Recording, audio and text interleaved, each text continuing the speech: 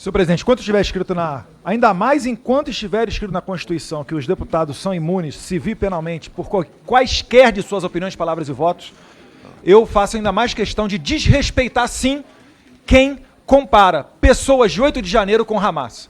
Não tem qualquer possibilidade de uma pessoa ter o meu respeito quando ela compara terroristas que botaram um bebê no forno e ligaram na frente dos pais com pessoas que quebraram vidros e mesas de maneira errônea e reprovável, é verdade, mas não tem qualquer tipo de comparação. Pergunte a uma mãe que perdeu um filho para o tráfico de drogas se ela acha justa essa comparação. O que é mais grave para ela? Né? Quem depreda ou quem assassina o seu filho? Então, não tenha qualquer possibilidade de eu respeitar uma opinião dessas. E aproveito aqui, né, na esteira aqui do projeto de lei relatado pelo excelentíssimo delegado Paulo Bilinski, o qual eu aprovo, né, foi retirado de pauta, mas vou votar a favor oportunamente, que o PT se dói e arranja uma desculpa para não votar a favor do seu projeto, porque coloca o Hamas numa lista, numa lista de grupos terroristas.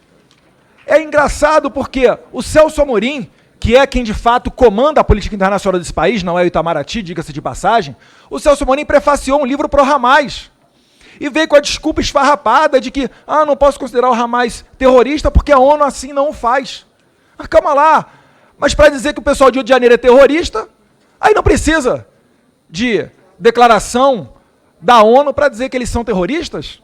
Pelo amor de Deus, envolvidos com PCC, delação do Delúbio, do Marcos Valério, lavando dinheiro PCC, mais de 100 milhões de reais, dinheiro que vai para a campanha, de gente que às vezes está sentada aqui do nosso lado. E hoje em dia tem um tabu, a gente não pode ficar falando essas coisas, que tudo não, é antidemocrático, pode ir para a cadeia. A única maneira de parar a direita, parar os conservadores nesse país, é censurando. E ainda assim não estão tendo muito sucesso. A Paulista, esse final de semana, deu o recado. Retornamos às ruas, voltamos às ruas porque nós preferimos arriscar sermos presos a viver num país que comunga com Hamas, a viver num país, prezado doutor Alan Garcês, que corre junto com o PCC.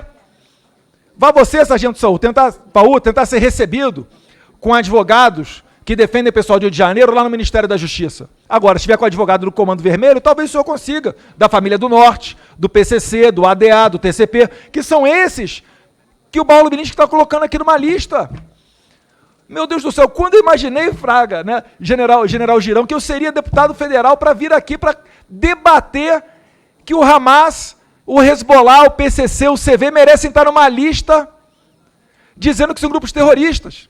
E isso é necessário, sabe por quê? Porque, por vezes, a Polícia Federal, que representa a Interpol aqui no Brasil, ela fica de mãos atadas, porque ela não consegue pegar um notório terrorista que cometeu um ato terrorista no Líbano, né, na África ou qualquer lugar, ele vem aqui no Brasil tirar um período de férias, e a PF, por vezes, não consegue fazer nada, porque mesmo tendo a convicção de que aquele cara é um terrorista, ele não cometeu crime no Brasil.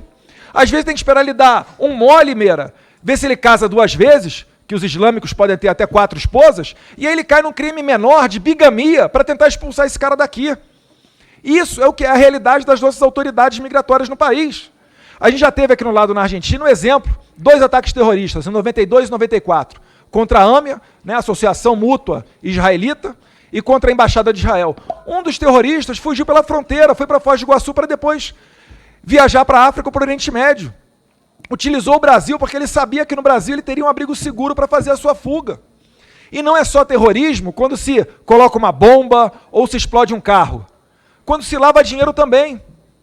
Quando você vem e tenta utilizar o Brasil para entrar em outros países, se casa com uma brasileira, tem um filho, recebe a cidadania, tira o passaporte e vai tentar entrar em outro país como brasileiro.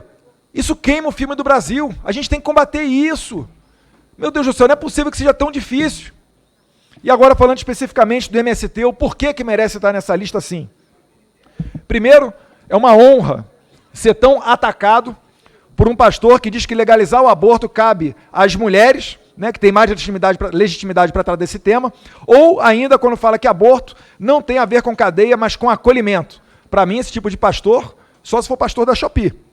Pastor de verdade, ele defende a vida, está lá no Êxodo 20, nos 10 mandamentos, desde a sua concepção. A importância da CPMI, excelente trabalho aqui presidido e relatado, né, pelo Zucco e pelo Ricardo Salles, é que conseguiu expor um pouco disso que acontece. E quando aquela senhora, naquele vídeo que viralizou, ela vai às lágrimas falando como que ela se libertou do MST, o pessoal do PT, os deputados, riam e faziam chacota. O governo Bolsonaro estava acabando com o MST sem dar um tiro. Como? Principalmente dando aquilo que o PT sempre prometeu e nunca deu, que é o título de terra. Foi recorde.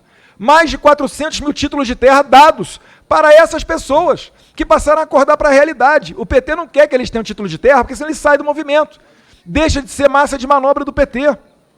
E a CPI das ONGs que está no Senado, eu espero que ela culmine com um relatório que tenha força para a gente votar um projeto de lei para regulamentar as ONGs. Está cheio de ONG na Amazônia. Por que não tem ONG no Nordeste, prezado Palumbo? Por que não tem ONG lá no Nordeste, já que falam tanto que estão com sentimento nobre para combater a pobreza, para salvar as crianças? Não vai no sertão, né, Meira? Não vai levar água para lá. Agora, no Nordeste está cheio de ONG. Por que será isso? O próprio fundador do Greenpeace, né, no documentário Cortina de Fumaça lá da Brasil Paralelo, ele falou, quando eu criei na boa vontade, mas agora eu saí porque virou negócio, business. O pessoal vai lá, se joga na frente do navio, tira uma foto com a baleia, para depois passar o chapéu e os Leonardo DiCaprio e Greta da vida darem o dinheiro. Ficou um negócio escancarado isso daí. E agora eu pergunto, cadê a Greta? Cadê o DiCaprio? A Amazônia batendo recorde de incêndio. Pelo menos tem a decência de falar que atacavam Bolsonaro para colocar um deles ali, mesmo que seja o protagonista dos maiores escândalos de corrupção do planeta Terra. Mas isso ocorre por quê? Porque o Lula atende aos interesses internacionais. Está travando o agro, está colocando MST para invadir terra de novo. O Brasil vai ter problema de inflação, vai ter problema de desemprego, não vai demorar muito. Isso daí é desejável pela esquerda. A esquerda ela quer a inflação.